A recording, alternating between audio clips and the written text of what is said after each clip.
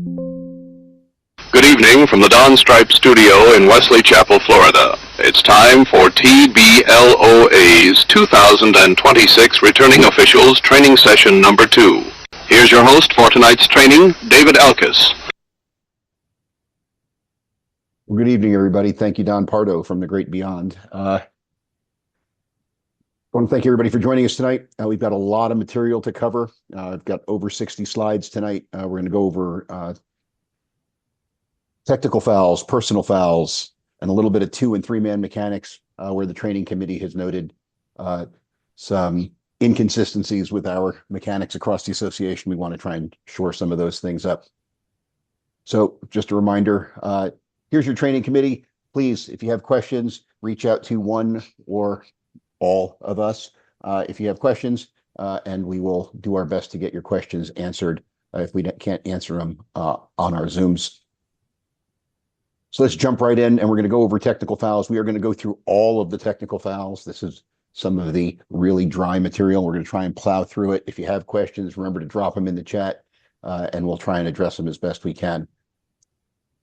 All right, so technical fouls. These are those of a less serious nature than personal fouls, and they include violations of the rules that generally, they're basically your fairness fouls, right? So let's be clear about that.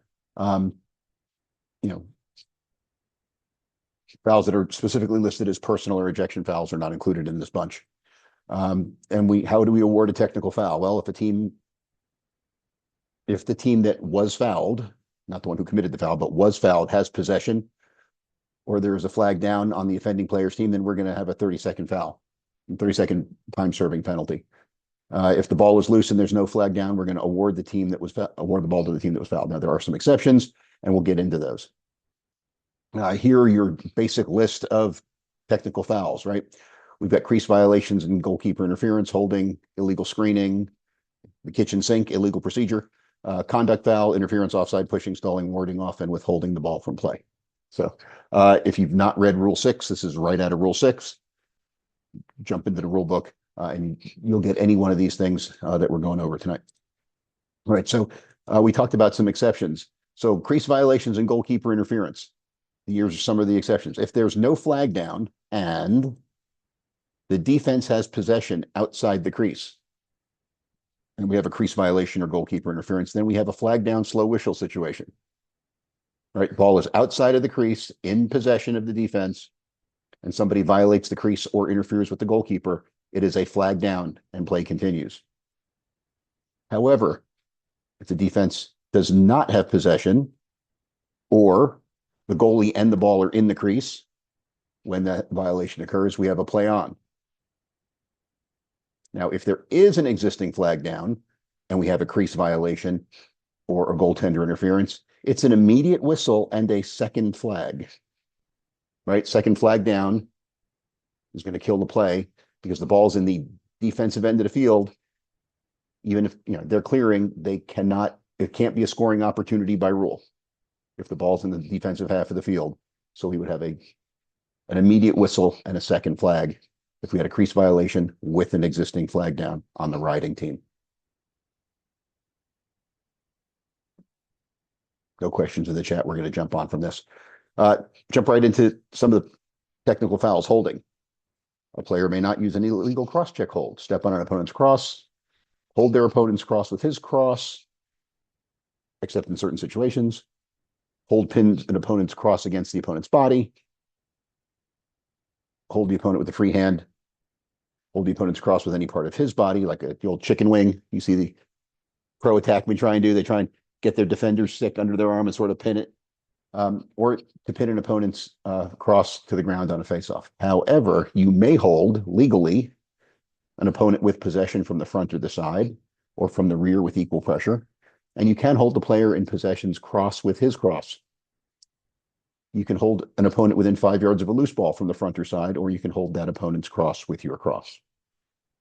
And you can use a legal cross-check hold, which is your hands are less than shoulder width apart, and use this portion of the stick that are between your hands when your hands are less than shoulder width apart, and you don't use a thrusting motion. Next up, we have illegal offensive screening, my friend Tom's favorite foul. All right, to be legal, an offensive screener must A, be stationary, B, have his feet no more than shoulder width apart, and keep from impeding the defender with his cross. That means not holding it sideways like a turnpike. Got to be inside the frame of his body. That's the one where you'll see a beautiful screen set, feet set, shoulder width apart, and then the thing sticking out like a turnpike. Yeah. If there's contact, that screen's illegal. Cross has to be inside the frame of the body. Next up, I mentioned this before, this is the kitchen sink. There are over 28 examples of illegal procedure in rules 652 and 653. That's nearly 5 pages of the rule book of situations. There are 19 or so situations in there. If you know it's wrong and you can't remember what the foul is, when in doubt, roll it out, right? Yeah, it's illegal procedure. They did something wrong. It's a violation of the rules. I forgot what the signal for illegal touching is, for example. I'm just going to call it a legal procedure and go this other, right?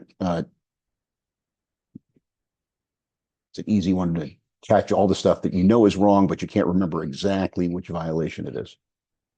Next up, we have conduct fouls. Now, conduct fouls include a coach entering the field without permission, except for an injury, goalkeeper warm-up, or at halftime. Having a non-coach in the coach's area. So when the team spills out of the team area into the coach's area, that is a conduct foul. If a team uses audio equipment to communicate with players on the field, that is not legal. If anybody leaves the bench or the coach's area except to substitute, to serve penalty time, to exchange a cross, or to seek info from the table during a dead ball, it is technically a conduct foul. If a player or coach argues or gestures wildly as part of an objection to a call, that is a conduct foul. I saw a great video this weekend about a college assistant coach who didn't like a call, threw his arms up in the air and got rung up for a conduct foul. And that is the gesturing that we're talking about. Committing any act of misconduct, or if you decide to put your band behind your opponent's bench or other noisemaker. So if the stadium likes to play music during timeouts and there's a speaker right behind your opponent's bench, that would probably be a big no-no. All right, I don't see any questions, so we're just going to keep on trucking. Next up, interference.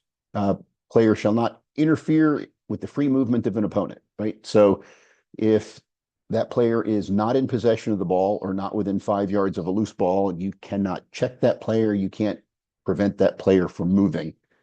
You see that often with a team trying to run cutters off the crease, and the defense will just try and slow them down. That's technically interference, right? So let's keep an eye on that, especially when you're watching off ball, right? You are off ball as trail or single, and you're looking into the mix of what's going on in front of the crease. Watch for defense interfering with the cutters in there.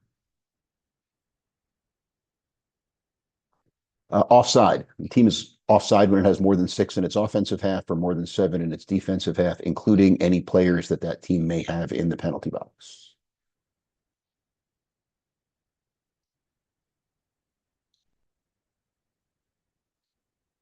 We're only counting forward. We're not looking behind the play. When they start screaming, hey, they only have 2 back, we just don't care. Right? If that's the non-playing half of the field at the moment, I don't see how having too few players on the field is in any way an advantage. If, on the other hand, they are hiding a guy at the substitution area and they turn the ball over and they step him on and throw him the ball, I might consider that a delayed sub, but they were not offside. Pushing. So a player shall not thrust or shove an opponent from the rear, but pushing from the front or side is legal when that opponent has possession of the ball or is within 5 yards of a loose ball. So it's really hard to have a legal push from the front. Guy falls backwards in a scrum. He was probably pushed from the front, which would be legal. Let's not have a pushing violation on that. Stalling. The team in possession must attack the goal, even if they are man down. As officials, all we can do is warn a team to get it in and keep it in the attack zone if they're keeping the ball from play. We can't say, oh, you're stalling and take the ball away. We can't do that, despite what every defensive coach would like. If we do issue a stall warning, the stall warning ends if the offensive team scores a goal, if the offensive team shoots and hits a pipe, hits the goalkeeper or any of the goalkeeper's equipment, if the defense gains possession, or if the period ends, resulting in a face-off, then the stall warning is off and we wave our hand over our head like we were asking for a fair catch in football. Same signal, we go like this. Stall warning is off. In the last 2 minutes of the fourth quarter, the team who is ahead by 4 or fewer goals will automatically receive a get it in, keep it in once they cross midfield with possession. The team who is behind is not so warned. If the game is tied, we also have no automatic stall warning. Warding off, this is without question one of the least understood rules by spectators.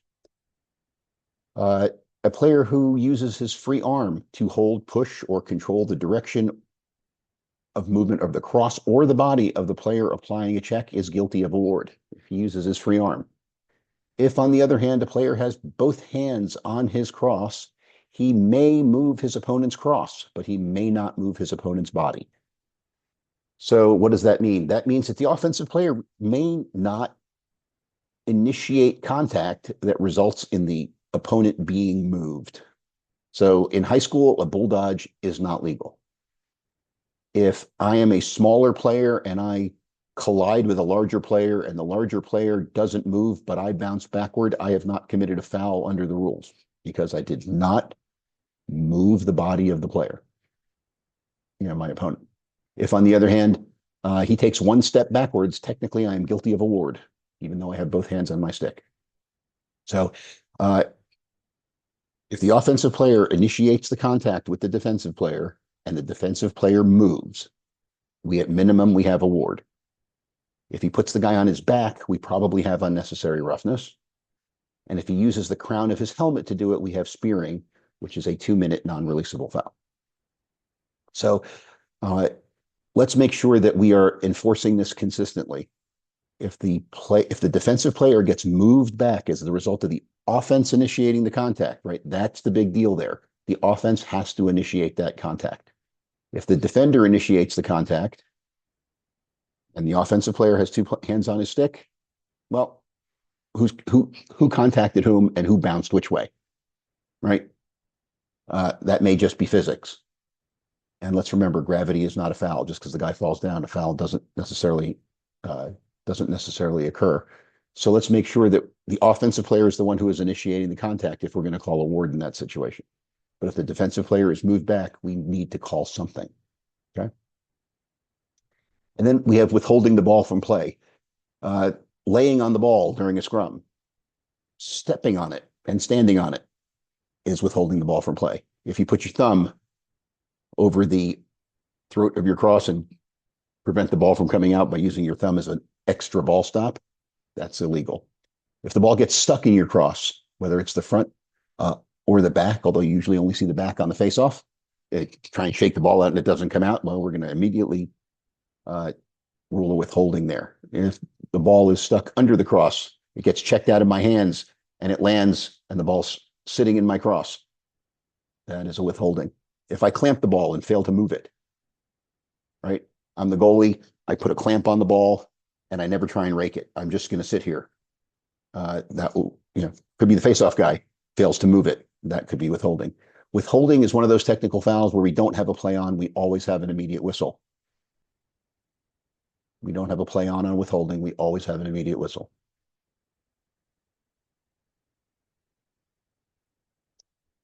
And I've managed to get through technical fouls in less time than I think we've ever done that before. So thank you, everybody, for playing along. I appreciate that. Before we move on to personal fouls, if you have a question, drop that into the chat, please, and we'll try and get that answered for you before we move on into personal fouls. I'm not seeing anything in the chat. Mike, Tom, you got anything you want to add? A couple of head shakes. All right, we're going to move on. All right, so personal fouls are fouls of a much more serious nature, right? The penalty for a personal foul is going to be suspension for either 1, 2, or 3 minutes. Those fouls may be releasable or non-releasable depending on the infraction, and we are going to award the ball to the fouled team. If they were in their offensive end of the field, and they were in the attack area, we're going to restart in an alley, regardless of where the ball was when we stop play. If we have a time serving foul based on the rule change for this year, time serving fouls, we're always going to restart in an alley. If the defensive team, the fouled team was in their defensive end, we're going to give them a free clear up to midfield and start them on their offensive half of the field. The fouls we're going to talk about in the personal foul section are cross checks, illegal body checks, checks involving the head and neck or to a defenseless player, an illegal cross, illegal equipment, slashing, tripping, unnecessary roughness, sometimes abbreviated UNR or UR, and unsportsmanlike conduct, usually referred to as USC. And we'll touch on ejection fouls. There's one section in Rule 5 that we'll get to at the very end, and that's on fouling out. So let's jump right in. A player may not use the handle of the cross between the hands to check an opponent, either by thrusting away from the body or by holding it extended from the body. And in the photo here, we see a guy who did exactly that and snapped his twig right on the guy's shoulder. It isn't always the case, but 90+% of the time, if a guy snaps his twig, it's prima facie evidence that a cross check has been committed. Don't see a broken twig and call a cross check if you didn't see it, but you saw a check and you saw the twig snap because the hands were like this and we created a crazy lever, right?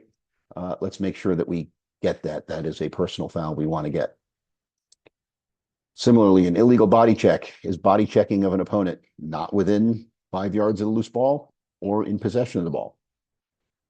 Body check from the rear, a body check below the waist, or body checking a player who has any part of his body other than his feet on the ground or is facing off.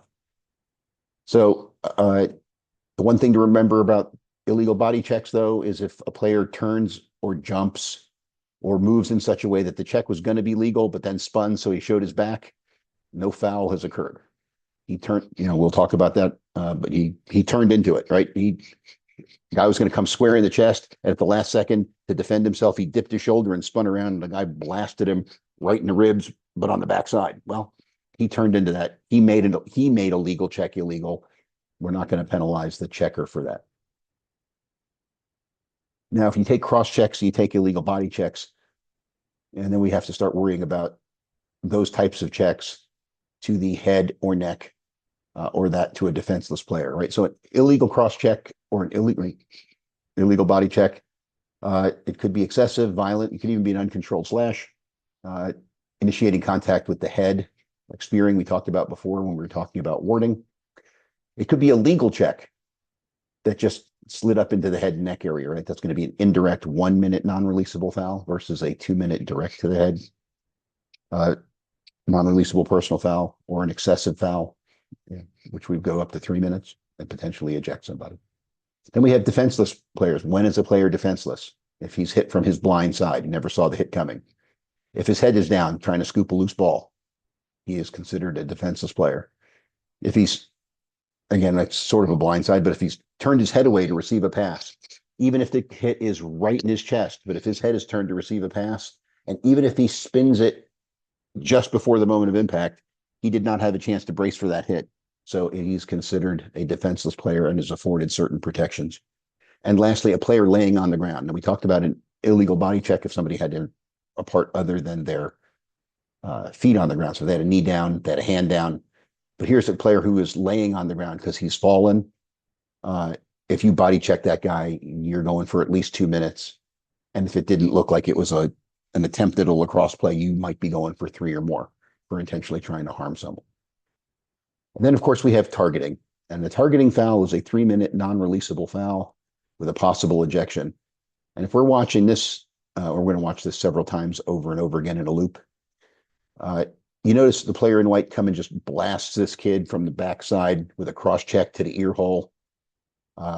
There was no intent to play lacrosse here. This was clearly an intent to just punish this kid. We have no idea what happened before. What I do like, though, is both the trail and the single get their flags about 25 feet in the air. Lead, who was late crossing midfield, I can't excuse that behavior. He doesn't even know what he's looking at. In this case, both the officials throw their flags and kill the play. Ball's on the ground as a result of the hit, and it's actually, if I can pause it at just the right spot, There. No, I guess I can't. I was going to try and pause it so that you could see that the player in blue actually is picking up the loose ball right over midfield, right there. And the video ends. I have no problem for you stopping this play.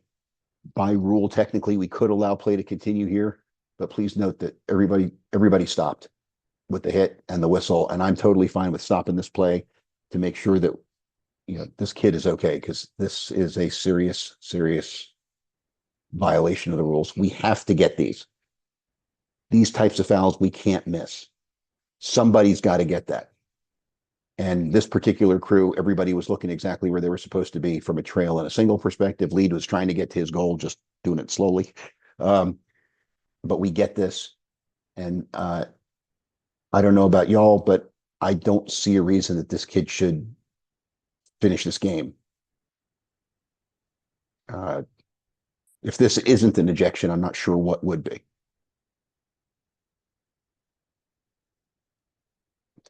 Well, enough of that.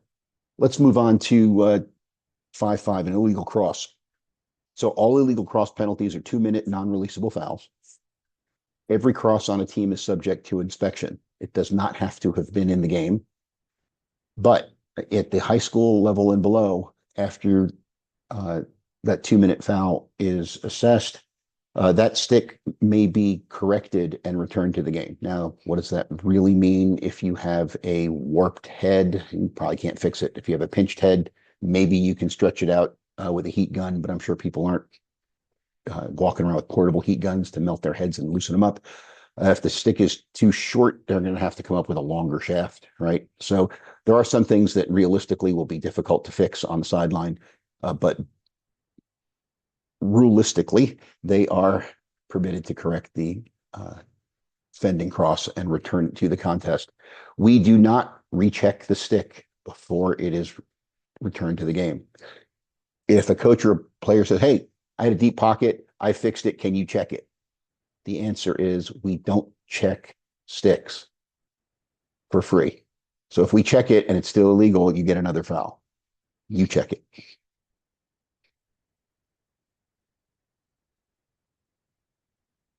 All right, let's move on. Illegal equipment. So a player may not use equipment that doesn't conform to specs. All right, so the fingers of palms of the hands on the gloves must be completely covered by the glove. They may not be cut out, right?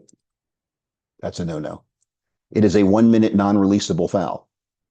This year, illegal equipment has been expanded to include a player jumping in the crease to act as a goalkeeper. It is no longer a conduct foul. It is no longer a releasable, unsportsmanlike foul. It is a 1-minute non-releasable illegal equipment foul because they are not a properly equipped goalkeeper.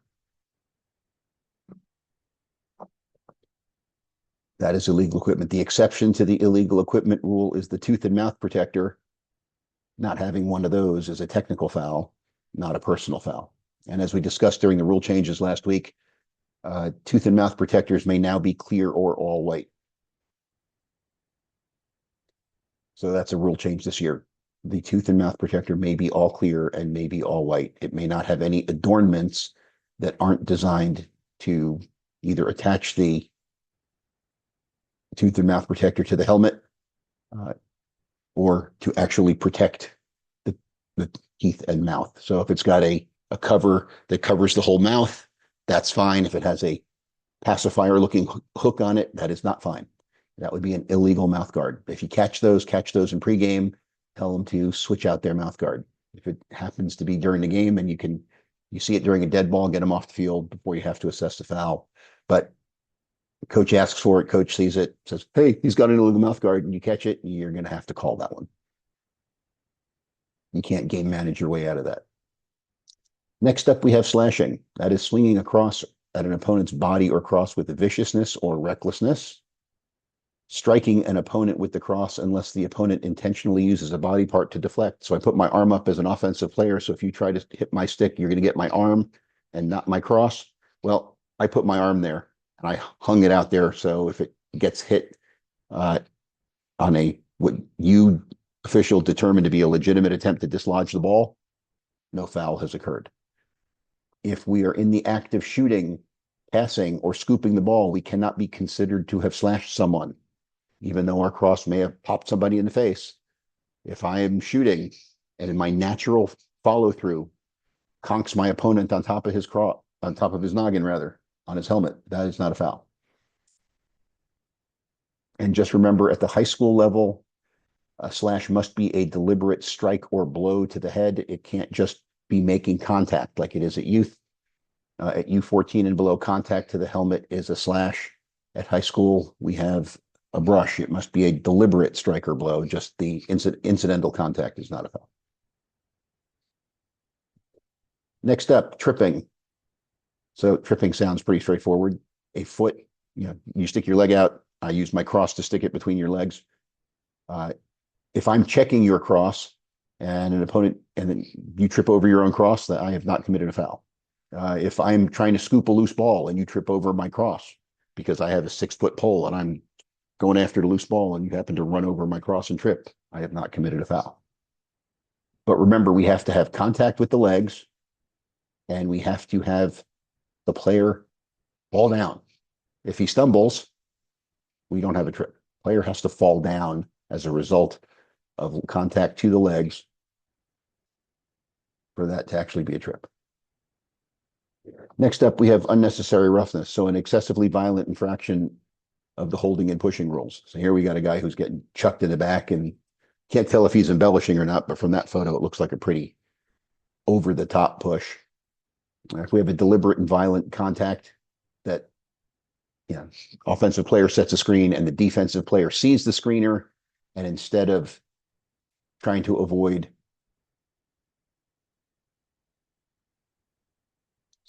tries to avoid the screener and he just plows him over. You can usually tell based on where the contact occurs. And what I mean by that is a defensive player who is sliding sideways and gets picked and hits, and the first thing that hits his opponent is a shoulder going sideways, he probably didn't see it. If, on the other hand, I'm running towards the guy and I start with my hands and I try and plow him over, now we have a decision to make. If the act is avoidable, completely avoidable, deliberate and excessively violent, then we have unnecessary roughness. And if you throw a check like this, and it looks like a punch, even though you had your hand on your cross, that can be considered unnecessary roughness. I had something in the chat about a slash and whether you need to have contact for there to be a slashing foul. You do not. If I take a baseball swing at you and you happen to avoid it, I have still committed a slash because it was an excessively reckless and violent check. The fact that you managed to avoid it based on your athleticism is good on you, but I still committed a foul. So thank you for that question. Sometimes a perfectly legal body check may be unnecessary roughness because it was avoidable. There was no reason to check that guy.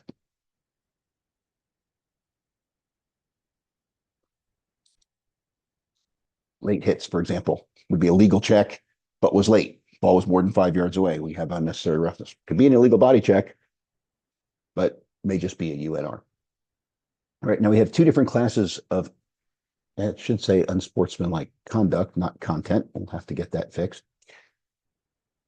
First up, we have those that are non-releasable. So arguing with or maligning an official, which is that type of argument that is that above that which we would call a conduct foul for. If you call an official a name, I say, man, your partner really, whatever, let's not go there, but maligning an official is unsportsmanlike conduct. Using threatening, profane, or obscene language or gestures. That includes gesturing like you have a weapon, pulling up your shirt like you've got a weapon tucked in your belt, pretending that you're shooting a gun, shooting an arrow, any of those types of things are considered unsportsmanlike conduct. Calling undue attention to oneself, that's the excessive celebration foul.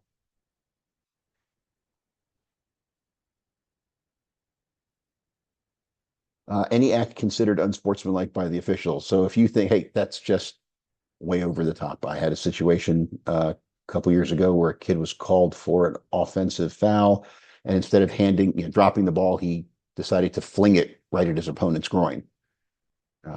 That would be an unsportsmanlike act. It was more than just a delay a game. If you deliberately use your hands or your fingers to play the ball or grab your opponent's cross while you are participating in a face-off, that is an unsportsmanlike conduct foul. Now we have releasable unsportsmanlike conduct fouls, and these are the odd ones. If you throw your cross at a ball, so the ball goes flying over you and the only play you have is to throw your cross at it, and you do so, it is an unsportsmanlike conduct foul. A coach who is on the field and obstructs play, either makes, by that I mean a player literally had to spin around to avoid him. As an official, you make contact with the coach. That is a releasable unsportsmanlike conduct. Please remember these releasable unsportsmanlike conduct fouls count towards disqualification, fouling out, but they do not count towards ejection.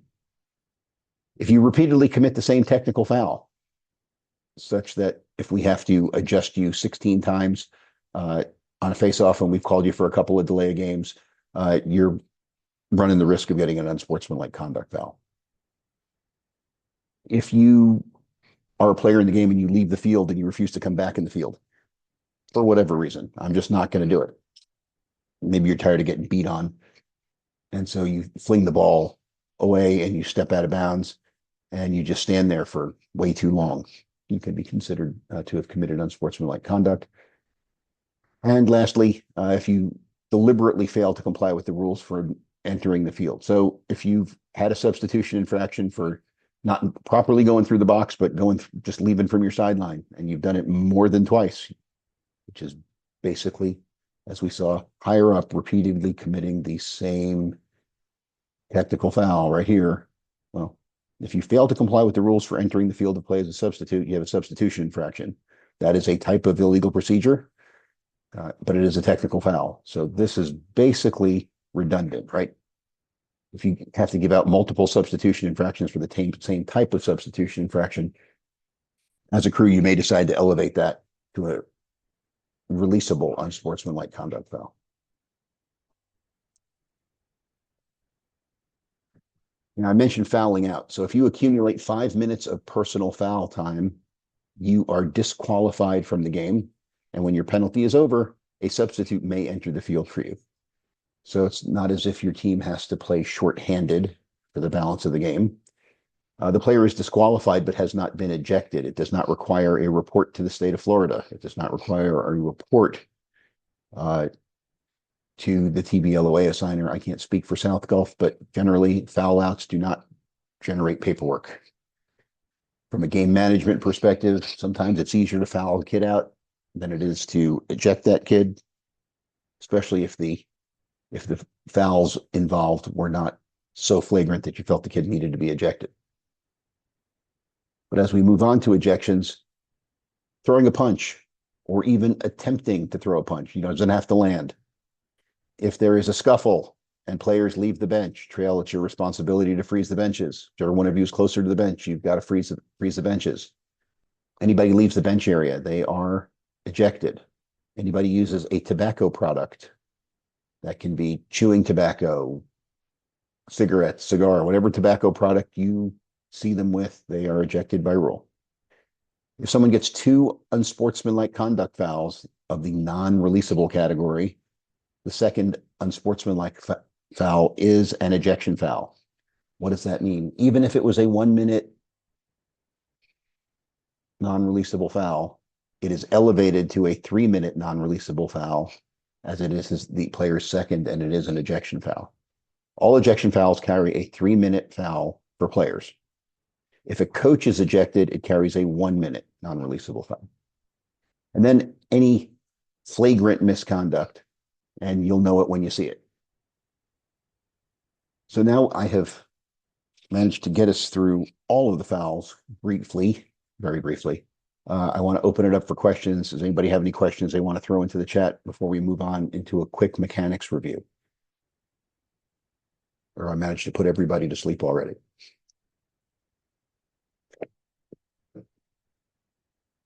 I'm going to go with everybody's asleep. Okay. In which case, let's jump into some two-man mechanics review. We're not going to go into every bit of two-man mechanics, just a couple of things that we want to focus on so that we can all be consistent and improve our mechanics as a whole. right?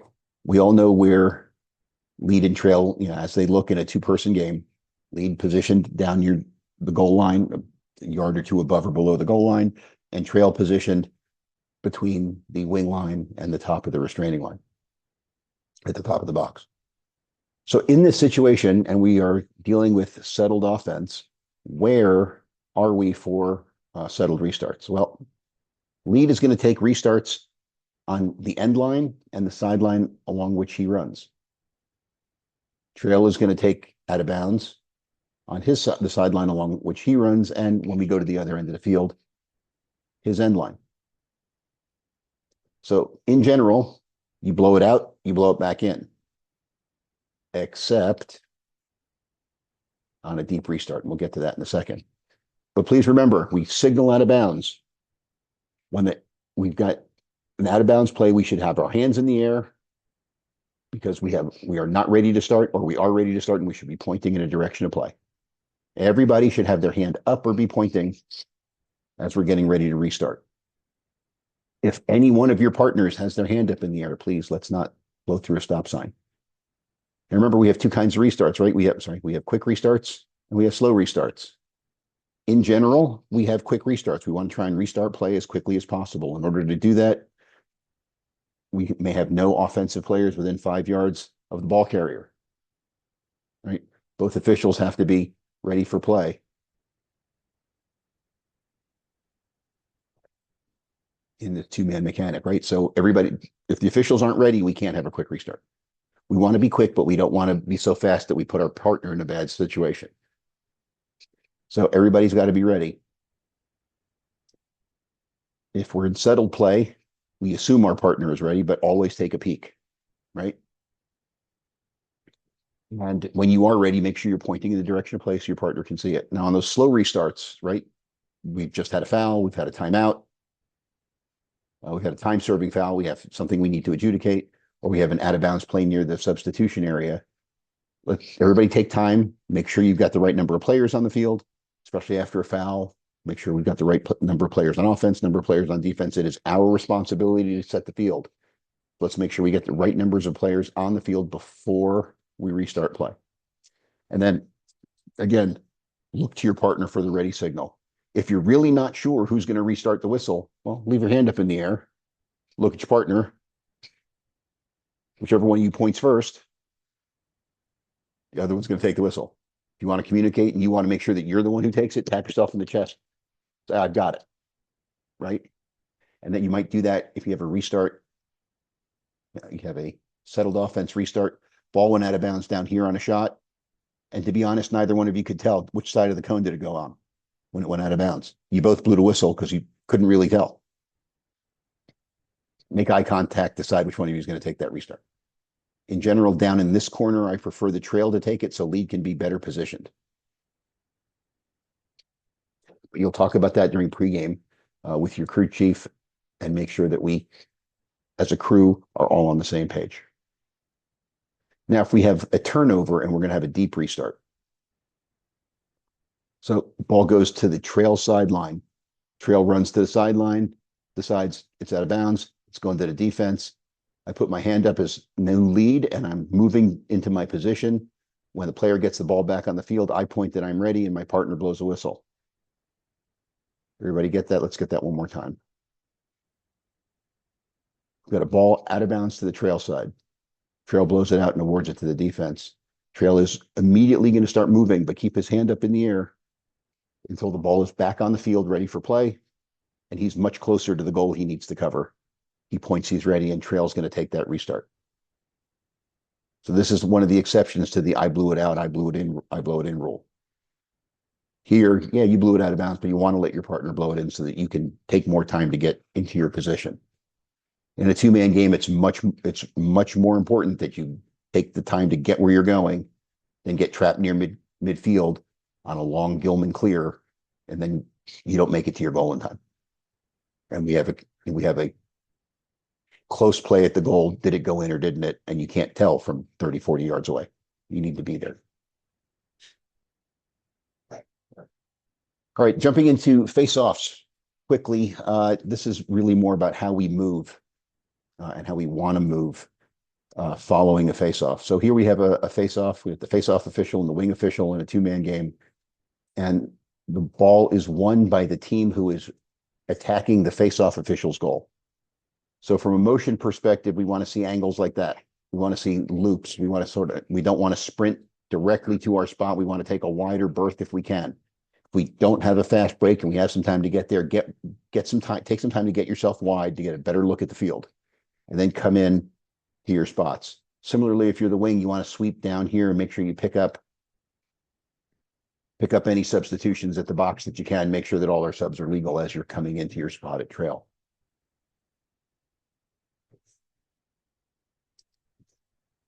A couple of questions. Don't restart the ball as new lead. Yep. I think we covered that effectively. Now, if we're going the other way, the ball is won by the team that's attacking the wing official's goal. We still want to get wider, but we don't have the same loops.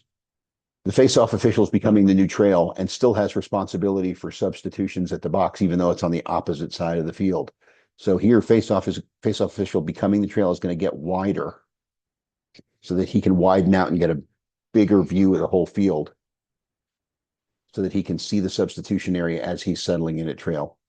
And the wing official is going to loop behind and get into his spot, similar to the way the face-off official did, but he's already positioned a little wider so he doesn't have to get as wide. He's already out there. I hope that makes sense for everybody. If not, drop me a line and we'll slow down. Then the other thing we want to do is we want to be consistent with how we penalty relay in a two-person game. So in both two and three-person, the trail is responsible for reporting fouls. So if the trail threw the flag, the trail's reporting, not a big deal. But here we're going to talk about the penalty relay, where the lead has to relay what happened here, right? So we've got a flag down that lead through. Play is stopped for one of the goodies, right? Goal, out of bounds, offensive foul, defense in possession, end of the period, second flag down, or an injury, right? So goodies. I did that out of order, but sorry. But your responsibility is to tell your partner what the foul is. He may not be able to see your fingers if you're just doing 3-7, especially if you're holding three fingers up in front of your 1-inch striped shirt. Those are hard to read, right? Hard to read fingers in front of the 1-inch stripes. You may have to yell. So tell him what you have. Make sure he understands. And the trail's going to go over to the wing line and report with C-note while you as lead set the field. So let's go into that a little bit.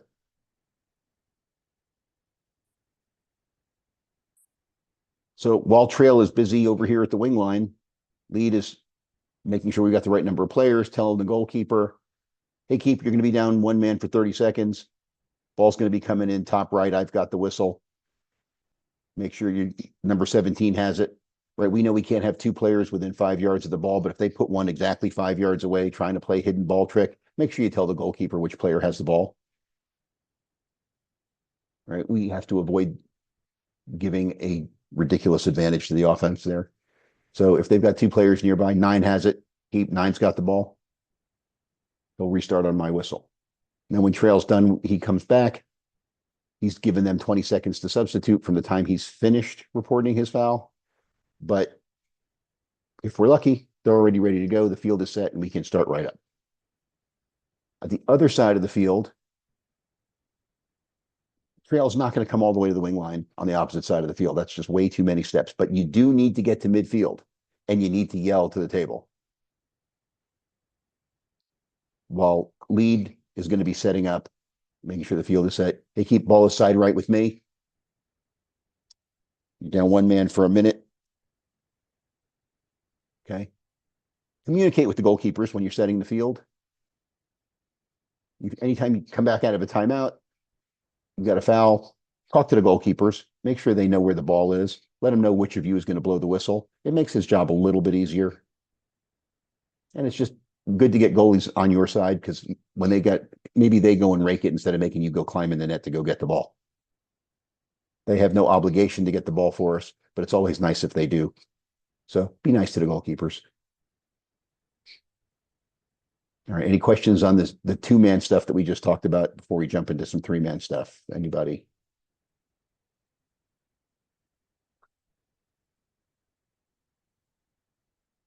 Okay. Let's jump into some three-man stuff. All right. So three-man mechanics review. Here we are looking at a settled situation on the left-hand side of the screen.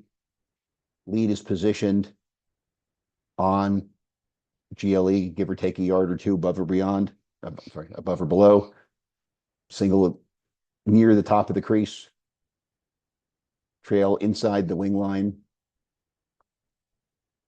Right, you want to be between the top of the wing line and the top of the goal area based upon your speed. If you're a speed demon, you get closer to the restraining line on the regular, great. If you're not so speedy, you want to be back towards the wing line. Please do not set up in a settled situation and be on the wrong side of midfield. That is not a good look. Even if you're doing a tournament and it's your fifth game, get over midfield, please. Okay. Let's remember that lead and single, work as a pair. So the ball moves out to the single side, single moves out, lead moves in. Similarly, if lead has to go down to the end line, single's got to cover the goal. Trail always has the shooter. And when the trail forgets that, the trail secondarily always has the shooter. Now, positionally, if you have a flag down, slow whistle situation, trail, you can cheat and move down because you no longer have a goal to cover. Because once the flag down situation is resolved, either you're reporting a foul or you're waving off a foul at the table area, right? Either the goal's going to wipe it out, or you're going to have to go report a foul. But you don't have to worry about covering your goal until flag down situation's resolved. So you can cheat. Yes, you have to worry about over and back killing the play, right? But you don't have to run all the way to the other end of the field. So cheat, get closer to the action, but keep your eyes on the shooter. Now, when we do have a turnover and we're going to transition, trail becomes new lead, lead becomes new trail. Right? Mechanically, what needs to happen is the new lead needs to get to the midline first. Wait till single is close before you break. You technically might see an offside. You might see a push near midfield, but you've got to get here. Okay, let's get there. Single, you need to get to the cone. Your responsibility is get to the cone, but don't turn your back on the players when you do it. Look over your shoulder. Go sideways, whatever you need to do to keep your eyes on the players, right? New trail, stay behind the ball. Stay behind the ball. If there's a turnover, you got to get back to your goal. Don't be in a rush to come up the field as a new trail. Okay. Once the ball crosses, once single gets close to midfield, new lead's going to release towards his goal. Single's going to hang out at the cone until the ball crosses his face. Then he's going to follow the ball down and get to his spot. New trail's going to come up, park himself near the backside of the box, watch the subs, and then settle in. How does that look? It looks like this.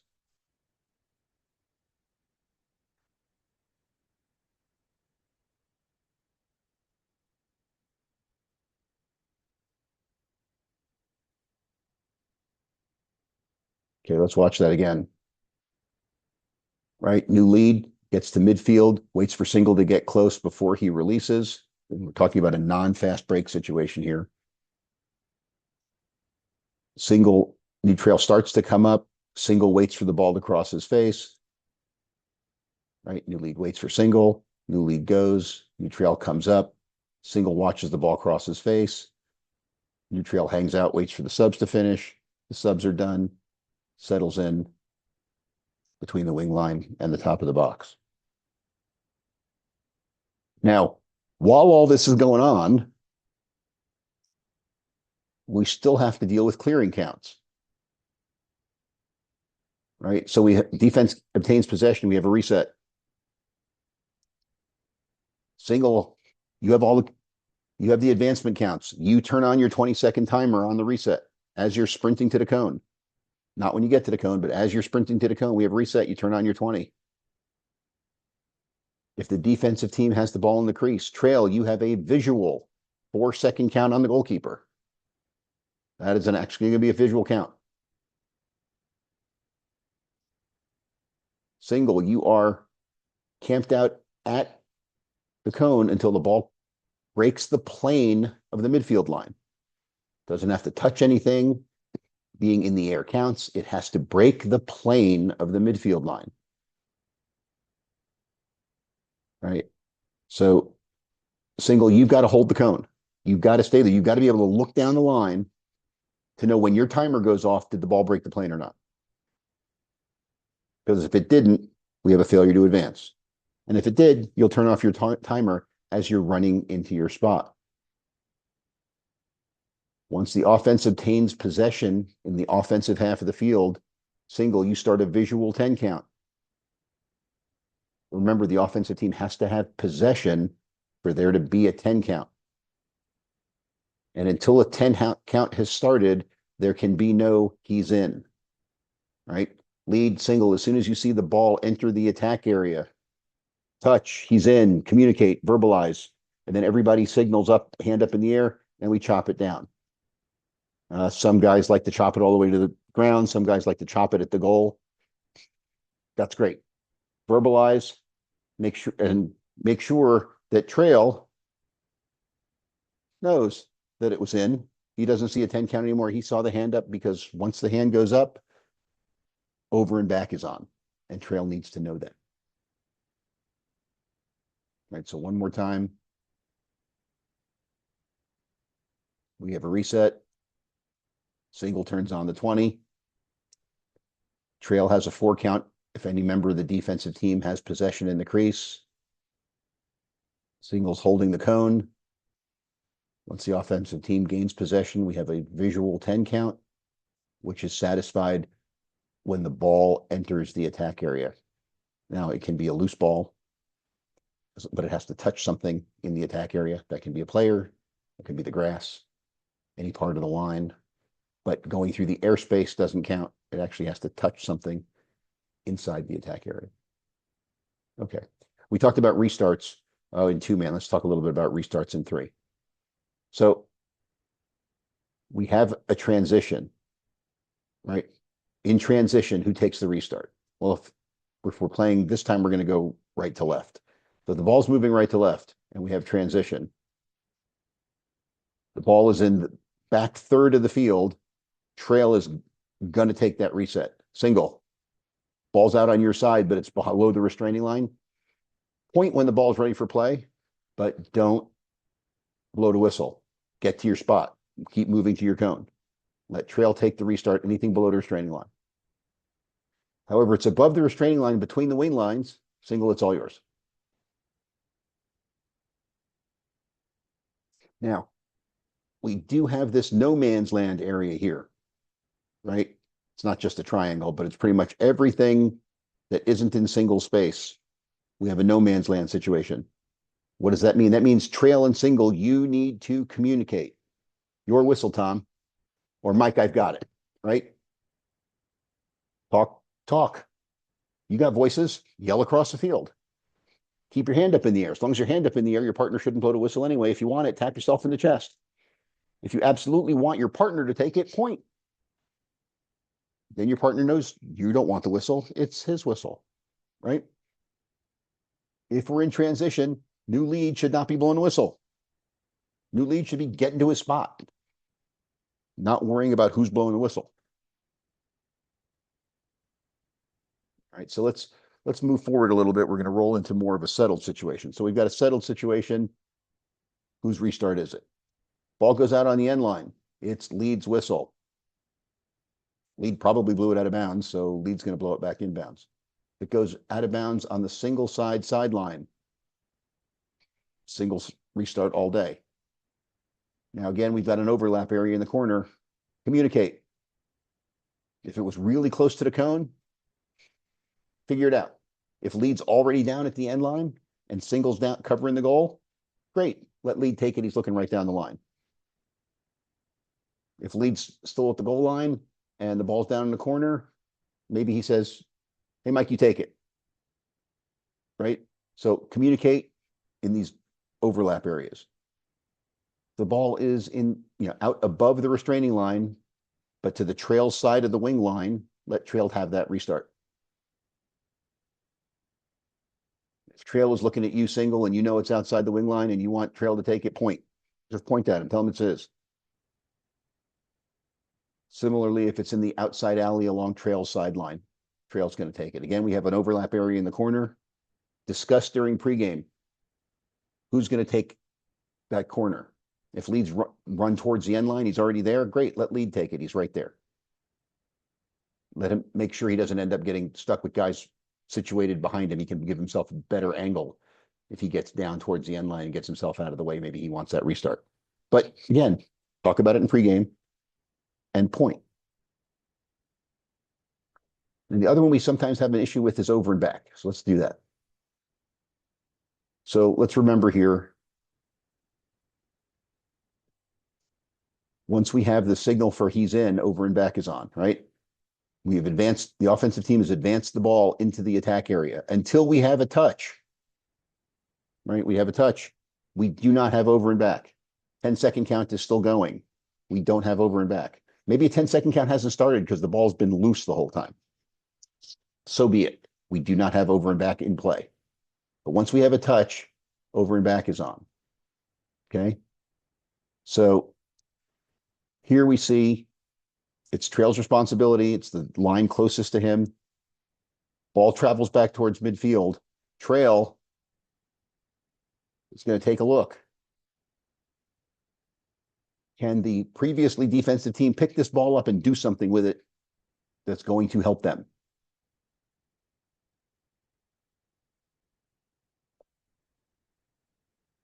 If they're just going to get myrtleized, as my friends like to say, then kill it before somebody gets hurt. But if the defensive team has an opportunity to pick it up and go, let them. But as you're coming back there, take a look and see. If there are 6 players right along the midfield line, probably going to be a quick kill if it hits the line. Because odds are, as soon as somebody picks up the ball, they're going to get it checked right out of their stick. And that is not a great way to be rewarded for the other team violating.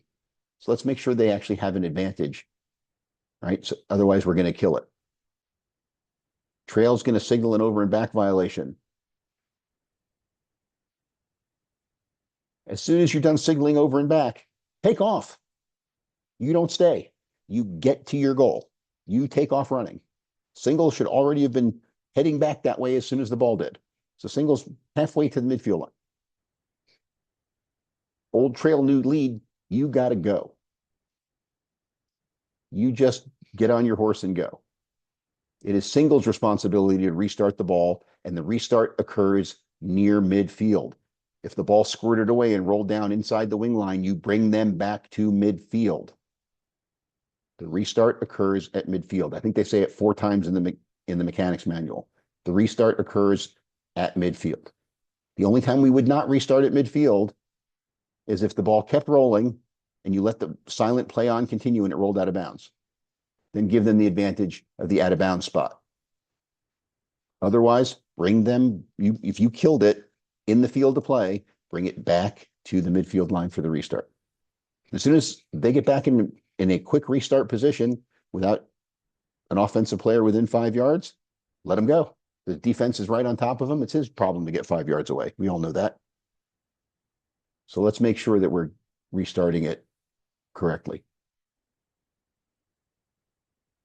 Now, there are only 2 ways that the ball can legally exit the offensive half of the field without the defense first gaining possession, right? If we have a shot that hits a pipe and ricochets all the way back over midfield,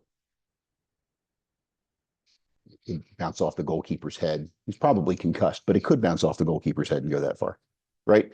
So the ball, we have a shot, bounces off somebody, right? And if the defense last deflected it, over and back is a last to possess and last to touch situation, unless we have a shot, right, or a deflection by the defense. So that's going to be off. Now, what do? We yell shot, we yell no, let trail know that over and back might be off. It could change between the time you yell no and the time the ball gets to midfield. Similarly, if the defense tipped it, yell tip. But remember, if you're using tip, we only want to yell tip if it's a defensive deflection. The offense tips it, we don't want to say anything. The defense tips it, then we want to make sure that everybody knows we had a tip.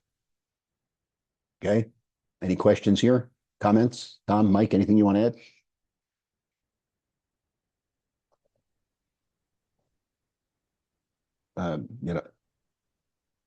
It looks like you've unmuted your microphone, but it isn't working.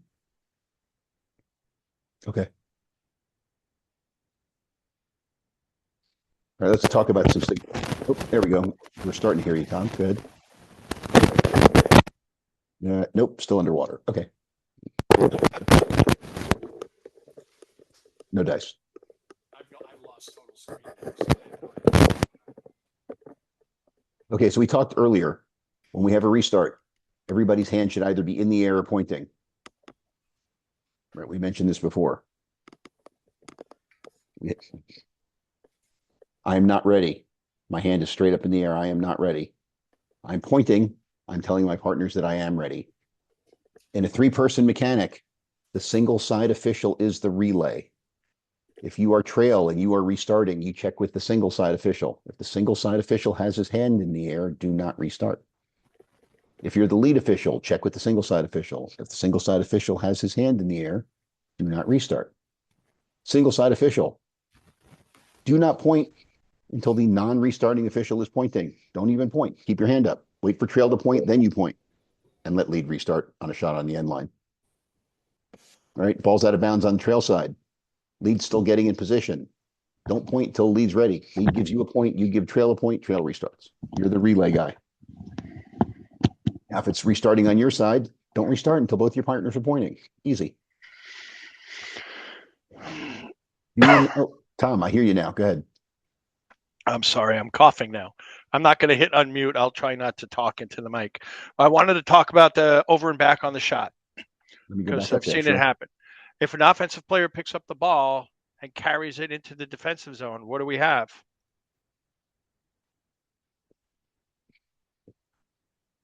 Just because the shot was a shot and it was heading towards midfield line, it depends on where that possession is actually grabbed. If he grabs it on the offensive side and then his momentum carries it over to the defensive side, we would have an over and back, right? I've seen it not called correctly.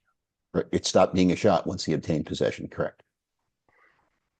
So now we have the offensive team carrying it over the midfield line, and we have an over and back. Good point. All right, so we were here. One of my pet peeves, I've got my hand in the air and my partner blows a whistle to restart play.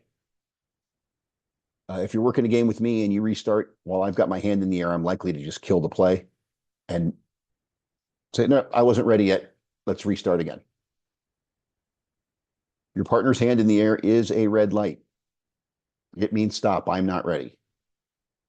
Please let's make sure that your partner is pointing and that's a green light and we're ready to go.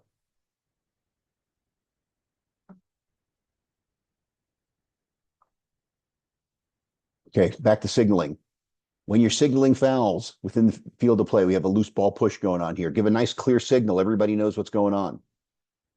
Ball is loose. I got to push. We're going blue. But set your feet when you signal.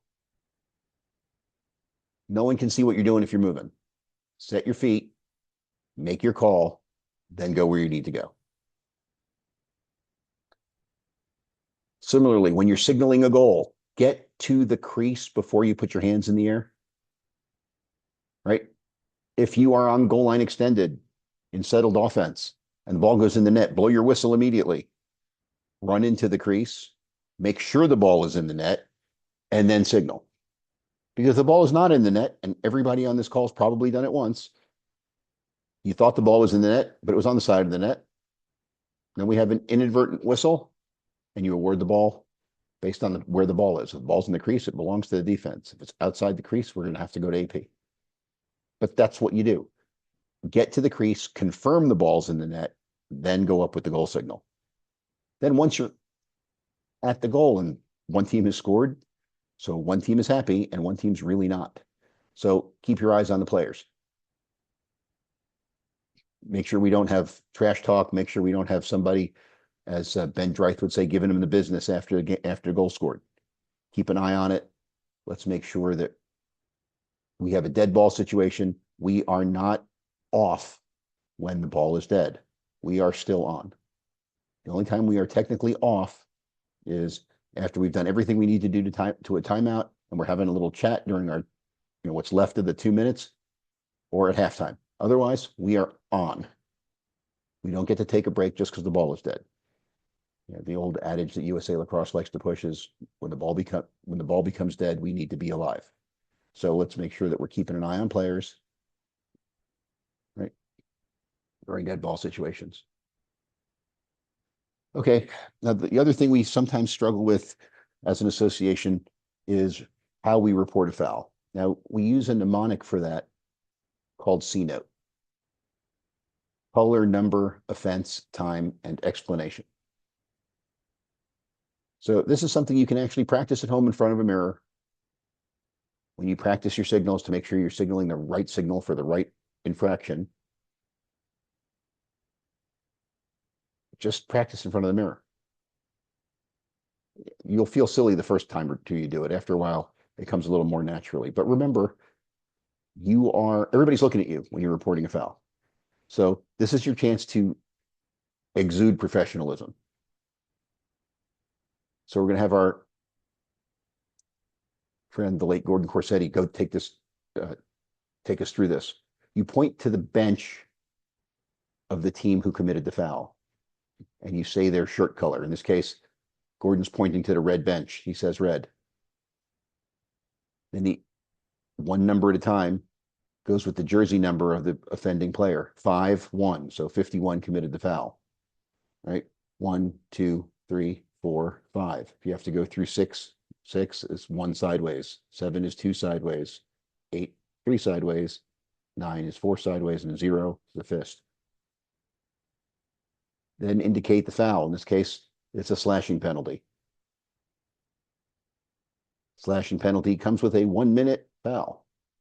Now, if this were a non-releasable foul, you would use your explanation time to signal that it was explanation. If it was contact to the head or neck, we would add that contact to the head or neck.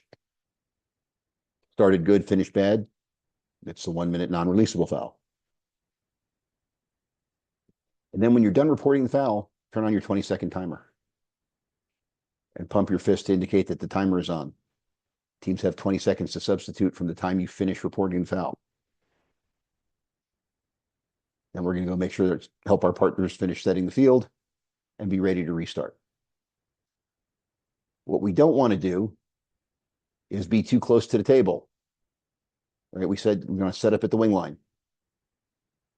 In a 3-person game, the trail is always going to be at the wing line. Doesn't have to worry about it. You're already on that side of the field.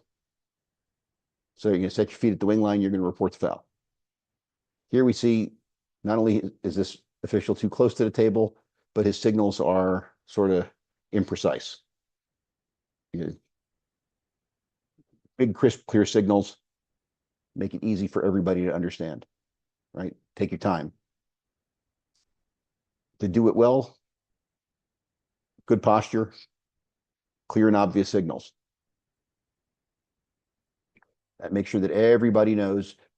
Now, while I always repeat the foul calls twice, some guys don't like repeating themselves.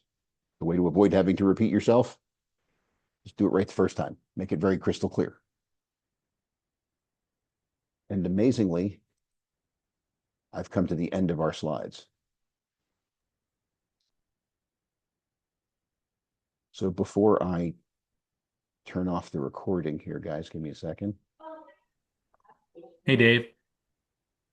Sir. With that last slide about the presence and table presence, I always know a thing about protecting our crew, and I think it's important for us to have that conversation. I like the fact that when we do our pregame and we meet up in the parking lot, we walk onto the field together and we're always together as a crew. The same thing goes like with halftime or if you bring in your bag on the field. A lot of you guys like to bring your bags with the extra. I don't know what's in your bags. I don't bring a bag because sometimes at the end of the game, I'm a basketball referee. I just want to prove the score and get the heck out of there with my crew. And we're going to have those nights where we want to get out of there as soon as we can. And then sometimes we got to wait for you guys to pick up your stuff. But just remember, don't leave anybody behind as a group, right? Protect your crew. Cool. Thank you, Michael. Everybody, you can unmute yourselves if you have a question and you'd like to ask a question. Now would be the time for that.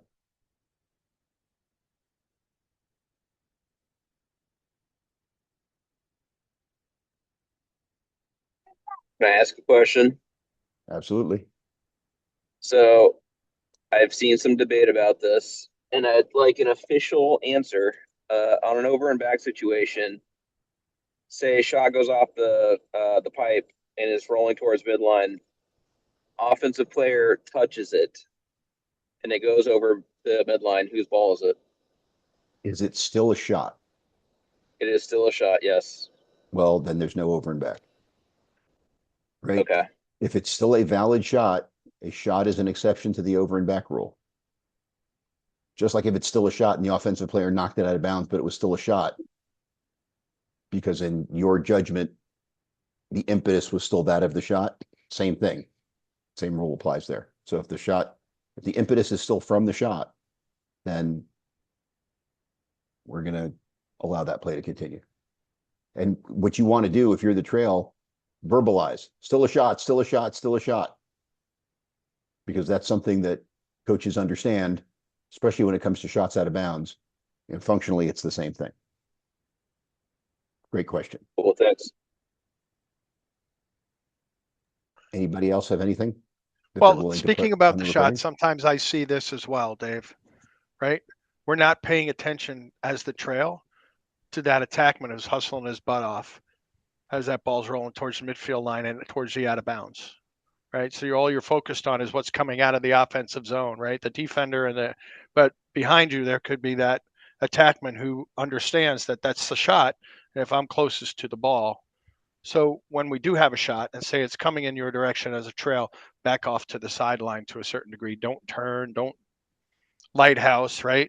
Get yourself out of the play and give yourself a good vantage point to actually see what's coming from the defensive offensive end or your new lead area, right, as well as what's coming out of the shot area or where the ball currently was, because that call gets missed a lot and there's a lot of yelling and screaming, and you have to sell it then at that point as an official that he wasn't close enough. Meanwhile, the kid's standing 2 feet from the midfield line and the ball rolled out 2 feet on the other side. He should be awarded the ball. He is still a player on the field, and he is closest. So open up when that shot's coming your way as the trail. Don't just stand there and let it roll past you because you lose half the field. Great point. Okay, well, I'm going to stop the recording at this point. Thank you, everybody.